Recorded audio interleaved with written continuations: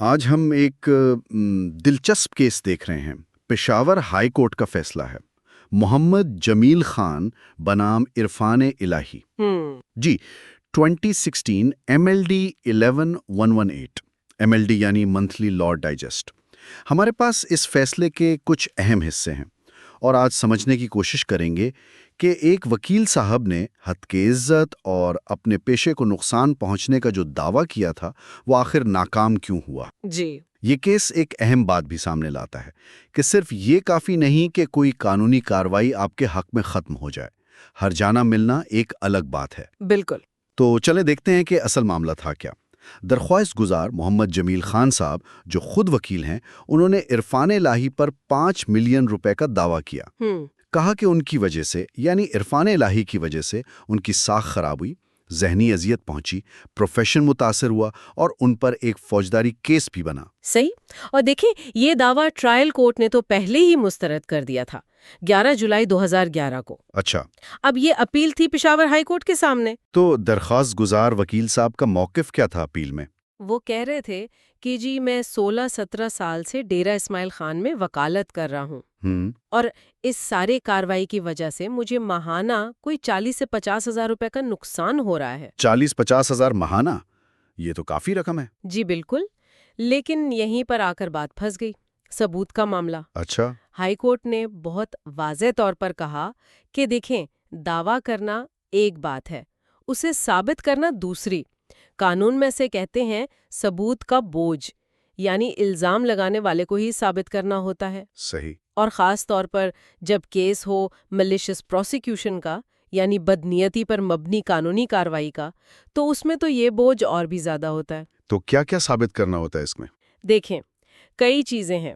پہلی تو یہ کہ جو پچھلی کارروائی تھی وہ آپ کے حق میں ختم ہوئی۔ دوسری وہ بغیر کسی ٹھوس وجہ کے بلا جواز شروع کی گئی تھی۔ اور تیسری؟ خاص گزار ان میں سے کوئی بھی چیز ٹھوس ثبوت سے ثابت نہیں کر سکے۔ کوئی بھی نہیں؟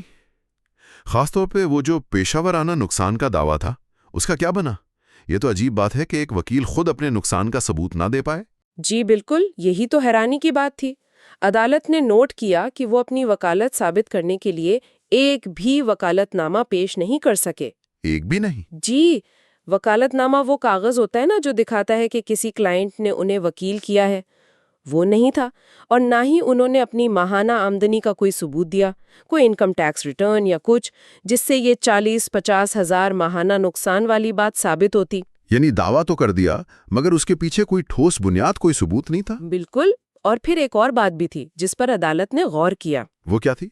وہ یہ کہ درخواست گزار کے خلاف جو اصل کارروائی ہوئی تھی نا، وہ ضابطہ فوجداری یعنی CRPC کی دفعہ 107 کے تحت تھی۔ اچھا، 107 CRPC۔ جی۔ اور یہ دفعہ اصل میں احتیاطی ہے، پریونٹیو ہے۔ اس کا مقصد سزا دینا نہیں ہوتا بلکہ امن قائم رکھنا ہوتا ہے، لڑائی جھگڑے کو روکنا ہوتا ہے۔ اوہ! فیصلے میں یہ بھی لکھا ہے کہ درخواست گزار کو کبھی گرفتار یا حراست میں بھی نہیں لیا گیا تھا۔ تو عدالت کا خیال تھا کہ چونکہ یہ کوئی سنگین مجرمانہ کارروائی نہیں تھی تو اس سے ساخت کو ویسا نقصان نہیں پہنچا ہوگا۔ ایک طرح سے، جی۔ اور اسی سے جڑا ایک اور بہت ہی اہم قانونی نقطہ سامنے آیا جس نے شاید کیس کا فیصلہ ہی کر دیا۔ وہ کیا تھا؟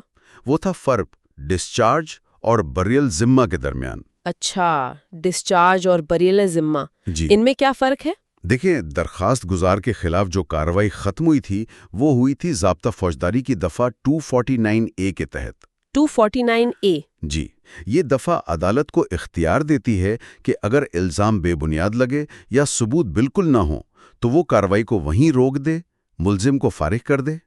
عدالت نے واضح کیا کہ اس طرح کارروائی سے فارغ کرنا ڈسچارج کہلاتا ہے۔ یہ بری الذمہ یعنی ایکویٹل سے مختلف ہے۔ کیسے مختلف ہے؟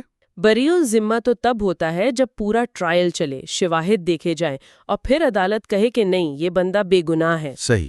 جبکہ ڈسچارج کا مطلب ہے کہ بس آگے مزید کارروائی نہیں ہو رہی۔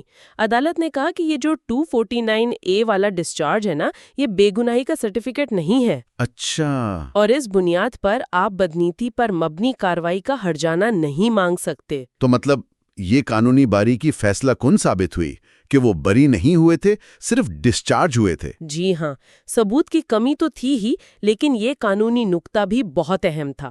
اسی بنیاد پر ہائی کورٹ نے ٹرائل کورٹ کا فیصلہ بالکل صحیح قرار دیا اور اپیل خارج کر دی۔ تو خلاصہ پھر یہ ہوا کہ اپیل ناکام ہونے کی دو موٹی موٹی وجوہات تھیں۔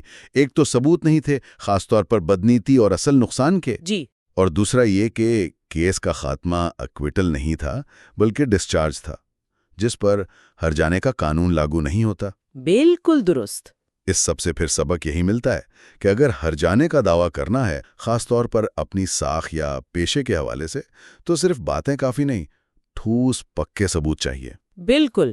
اور آخر میں ایک بات اور، یہ کیس یہ بھی دکھاتا ہے کہ فوجداری کارروائی کے بعد جب سول ہرجانے کا دعویٰ ہوتا ہے تو ثبوت کا بوجھ کتنا اہم ہو جاتا ہے۔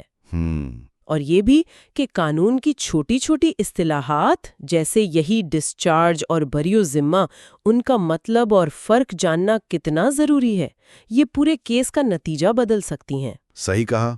یہ کیس ایک سوال بھی چھوڑ جاتا ہے کہ ہمارا قانونی نظام کیسے توازن قائم کرتا ہے۔ ایک طرف لوگوں کو جھوٹے الزامات سے بچانا ہے، تو دوسری طرف یہ بھی دیکھنا ہے کہ ہرجانے کے دعوے ہوا میں نہ ہوں، ان کے پیچھے ٹھوس وجوہات اور ثبوت ہوں۔ واقعی یہ ایک اہم نکتہ ہے سوچنے کے لیے۔ You are watching Legal Gupshup and GK with MD, your source for legal, historical, and breaking news. Don't forget to like, subscribe, and share for more informative content.